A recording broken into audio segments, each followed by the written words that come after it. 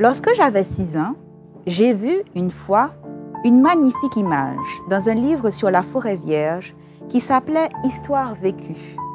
Ça représentait un serpent boa qui avalait un fauve. On disait dans le livre, les serpents boa avalent leur proie tout entière sans la mâcher. Ensuite, ils ne peuvent plus bouger et ils dorment pendant les 6 mois de leur digestion. J'ai alors beaucoup réfléchi sur les aventures de la jungle et à mon tour, j'ai réussi, avec un crayon de couleur, à tracer mon premier dessin. Mon dessin numéro 1.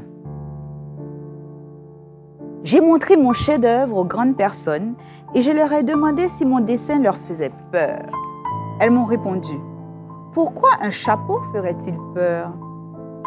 Mon dessin ne représentait pas un chapeau, il représentait un serpent boa qui digérait un éléphant. J'ai alors dessiné l'intérieur du serpent boa afin que les grandes personnes puissent comprendre. Elles ont toujours besoin d'explications. Mon dessin numéro 2 était comme ça.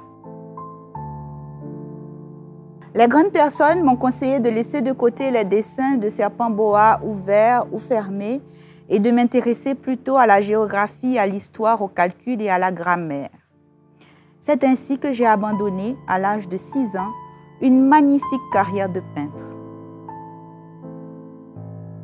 J'avais été découragée par l'insuccès de mon dessin numéro 1 et de mon dessin numéro 2.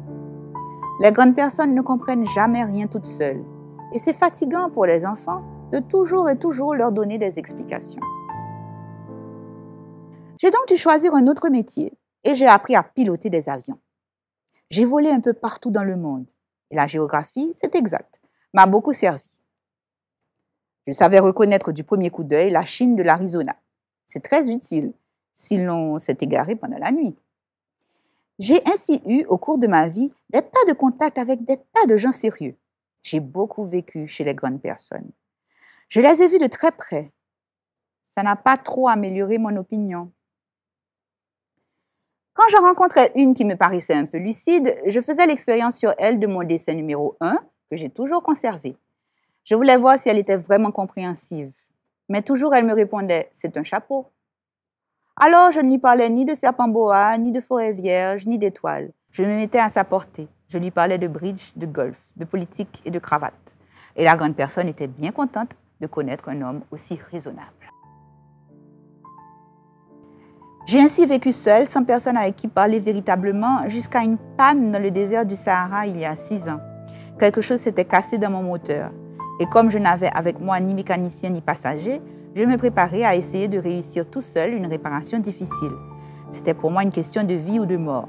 J'avais à peine de l'eau à boire pour 8 jours. Le premier soir, je me suis endormie sur le sable à 1000 milles de toute terre habitée. J'étais bien plus isolée qu'un naufragé sur un radeau au milieu de l'océan.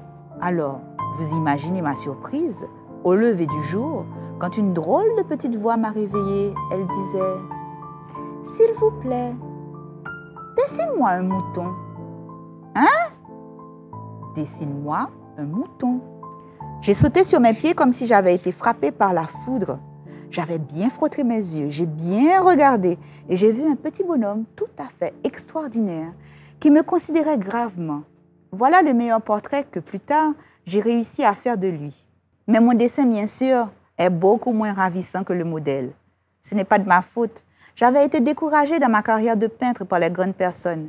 À l'âge de 6 ans, et je n'avais rien appris à dessiner, sauf les boas fermés et les boas ouverts. Je regardais donc cette apparition avec des yeux tout ronds d'étonnement. N'oubliez pas que je me trouvais à 1000 milles de toute région habitée.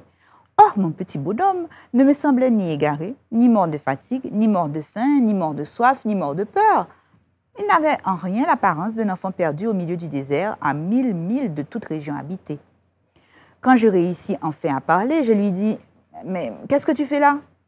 Il me répéta alors tout doucement, comme une chose très sérieuse. « S'il vous plaît, dessine-moi un mouton. » Quand le mystère est trop impressionnant, on n'ose pas désobéir. Aussi absurde que cela me semblait à 1000 milles de tous les endroits habités et en danger de mort, je sortis de ma poche une feuille de papier et un stylographe. Mais je me rappelais alors que j'avais surtout étudié la géographie, l'histoire, le calcul et la grammaire. Et je dis au petit bonhomme, avec un peu de mauvaise humeur, que je ne savais pas dessiner.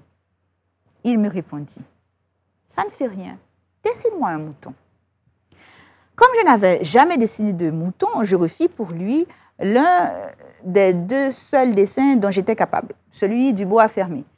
Et je fus stupéfait d'entendre le petit bonhomme me répondre, « Non, non, je ne veux pas d'un éléphant dans un boa. Un boa, c'est très dangereux. Et un éléphant, c'est très encombrant. Chez moi, c'est tout petit. J'ai besoin d'un mouton. Dessine-moi un mouton. » Alors j'ai dessiné. Il regarda attentivement, puis « Non, celui-là est déjà très malade. Fais-en un autre. » Je dessinai. Mon ami sourit gentiment avec indulgence. « Tu vois bien, ce n'est pas un mouton, c'est un bélier, il a des cornes. » Je refis donc encore mon dessin. Mais il fit refuser comme les précédents. « Celui-là est trop vieux, je veux un mouton qui vive longtemps. » Alors, faute de patience, comme j'avais hâte de commencer le démontage de mon moteur, je griffonnai ce dessin-ci. Et je lançai. Ça, c'est la caisse. Le mouton que tu veux est dedans. Mais je fus bien surpris de voir s'illuminer le visage de mon jeune juge. C'est tout à fait comme ça que je le voulais. Crois-tu qu'il faille beaucoup d'herbe à ce mouton? Pourquoi? Parce que chez moi, c'est tout petit. Ça suffira sûrement. Je t'ai donné un tout petit mouton. Il pencha la tête vers le dessin. Pas si petit que ça. Tiens, il s'est endormi. Et c'est ainsi que je fis la connaissance du petit prince. Si je vous ai raconté ces détails sur l'astéroïde B612 et si je vous ai confié son numéro, c'est à cause des grandes personnes. Les grandes personnes aiment les chiffres. Quand vous leur parlez d'un nouvel ami, elles ne vous questionnent jamais sur l'essentiel. Elles ne vous disent jamais quel est le son de sa voix, quels sont les jeux qu'il préfère, est-ce qu'il collectionne des papillons? Elles vous demandent quel âge a-t-il? Combien a-t-il de frères? Combien pèse-t-il? Combien gagne son père?